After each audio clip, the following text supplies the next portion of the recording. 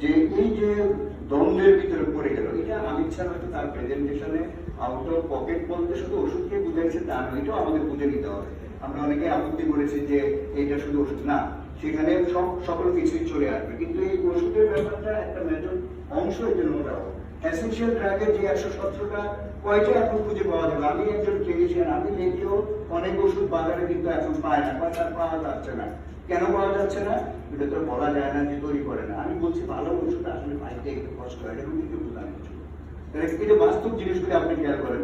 এখন এই যে উৎপাদনের যে জিনিসটা তার কাছে আমাকে পৌঁছানোর দায়িত্ব কার? ওই যে দ্বিতীয় স্টেক হোল্ডার আমার গভর্নমেন্ট, যেই থাকুক সেই গভর্নমেন্টের। এখন আমি যদি 2 নম্বরে যাই, আমি একটু স্পিডই যাচ্ছি, অনেক পয়েন্ট স্কিপ করে, যে উৎপাদকের ট্যাক্স হইল।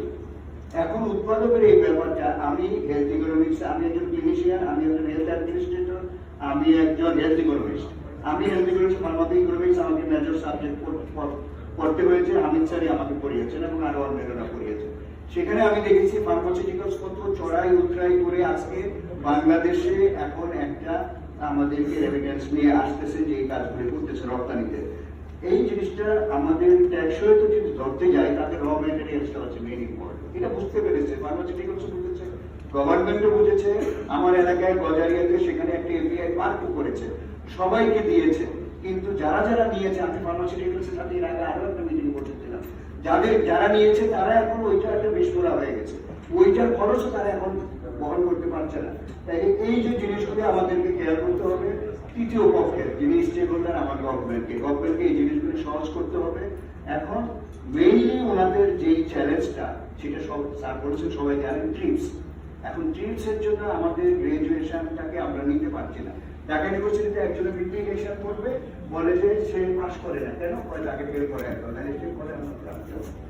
আমাদের গ্রাজুয়েশনকে ফার্মাসিউটিক্যাল অন্যান্য জিনিসের জন্য আমরা এটাকে পিছিয়ে দিচ্ছি। খেয়াল করেন, এটাও কিন্তু আমাদের একটা ফল। আমরা হচ্ছে গ্রাজুয়েশন পাইলে অন্য জায়গায় বিশ্বে তাদের সাথে দাম মিলিয়ে কাঁধে কাঁধ রেখে চলতে পারতাম, কিন্তু এখন আমরা ফার্মাসিউটিক্যালসের দোহাই যে বারবার এই কথাটা বলি, এটাও আমাদের মেমোরিতে একটু রাখা দরকার। কতদিন আমরা এই বিজ্ঞাপনে করে গ্রাজুয়েশনটা ট্রিপসের থেকে প্যাটেন্টের টাকার জন্য মৌকুব রাখবো? সুতরাং আমাকে চিন্তা করতে হবে এর বিকল্পটা কি, যে জিনিসটা আমি স্যার তার প্রেজেন্টেশনে দেখানোর চেষ্টা করেছি। এই বিকল্প হলো আমার একে এবং সহজলভ্যতা করা, আমাদের র ম্যাটেরিয়ালস তৈরি করা। এটার জন্য ফার্মাসিউটিক্যালসের একটা ভূমিকা আছে, যে আমাদেরকে রিসার্চ করার জন্য যে কাজটা করতে হবে, কিভাবে আমরা এটাকে কাজ করতে পারবো সেটা। 3 নম্বরে যেটা, সেটা হচ্ছে আমাদের গভর্নমেন্ট কিভাবে একটা ভারসাম্যপূর্ণ ওষুধ নীতি তৈরি করতে পারবে, সেটা খুব ইম্পর্টেন্ট। এইটা করতে গেলে আমি 5টা পয়েন্ট একটু বলবো। তার আগে আমি একটা জিনিস বলতে চাই, যারা